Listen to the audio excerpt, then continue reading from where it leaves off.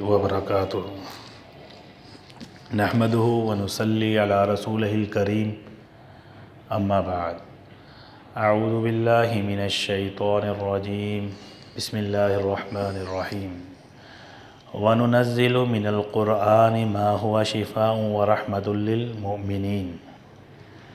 और हम उतारते हैं कुरान जो कि शिफ़ा और रहमत है मोमिनों के लिए। अल्लाहु अकबर। आज हमने कुरान को साल से सुनते आ रहे हैं कि अलमारी के ऊपर रख दिया, गुलाफ लपेट के रख दिया, उसके ऊपर मिट्टी पड़ गई। इंशाल्लाह हमने इस कंसेप्ट को चेंज करना है। चेंज हम कैसे करेंगे? जब हम रोज़ाना की बुनियाद पर कुरान मजीद की तिलावत को करेंगे। ये जो मिट्टी पड़ गई, इसका कसूर क्या है? इसका कसूर हमारा है, हम वालिदैन का इसका कसूर है।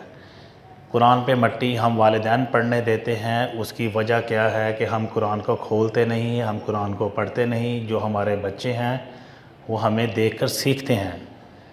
जब हम कुरान को रोज़ाना की बुनियाद पर खोलेंगे, पढ़ेंगे, फजर के बाद पढ़ेंगे, बच्चे देखेंगे कि वालिद साहब कुरान पढ़ रहे हैं, अम्मी जान कुरान पढ़ रही हैं, तो इंशाल्लाह बच्चे भी कुरान को खोलेंगे, कुरान को पढ़ेंगे, फिर ये नस्ल दर नस्ल चलता रहेगा। इसकी मिसाल यूँ ले लीजिए, जैसा कि हम जब बिल्कुल छोटे थे तो हमारे वालिद मोहतरम रहमतुल्लाह रोज़ाना सुबह कुरान मजीद की तिलावत बड़ी अच्छी खूबसूरत अंदाज़ में वो करते थे, तो हम उनको देखते थे। इसी तरह वालिदा मोहतरमा अल्लाह उनको ज़िंदगी सेहत वाली दे, जो कि हाफ़िज़ कुरान भी है माशाअल्लाह। 47-48 साल उनको तरावियाँ पढ़ाते भी हो गए, मुसल्ला सुनाते। उनकी भी ये रूटीन रही कि घर में रोज़ाना उन्होंने सुबह के वक़्त तिलावत करनी। ये शौक़ हमारे अंदर पैदा हुआ, हमने भी तिलावत शुरू की रोज़ाना की बुनियाद पर। अब जो हमारे बच्चे हैं वो भी देखते हैं, वो भी सुबह हम कुरान मजीद की तिलावत करते हैं तो वो भी साथ आके बैठ जाते हैं, कुरान मजीद लेके आ जाते हैं कि हमें भी पढ़ाएं।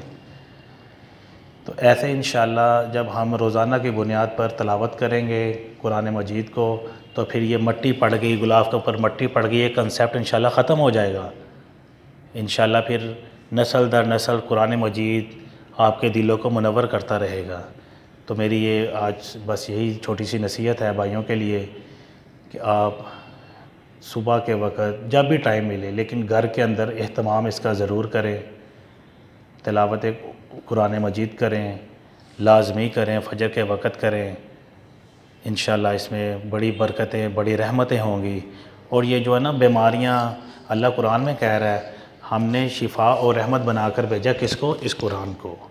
जब हम इसको पढ़ेंगे इंशाअल्लाह अल्लाह शिफ़ा भी देगा, अल्लाह रहमतें भी उतारेगा, अल्लाह हमें सुकून भी देगा। जब इससे हम दूर हो जाएंगे, परेशानियां भी हमारा घेराव करेंगी, मुसीबतें भी आएंगी, बीमारियां भी अल्लाह देगा, लेकिन इसके पढ़ने से सब कुछ अल्लाह की रहमत से दूर हो जाएगा। व आखिरु दावाना अनिल हम्दुलिल्लाहि रब्बिल आलमीन।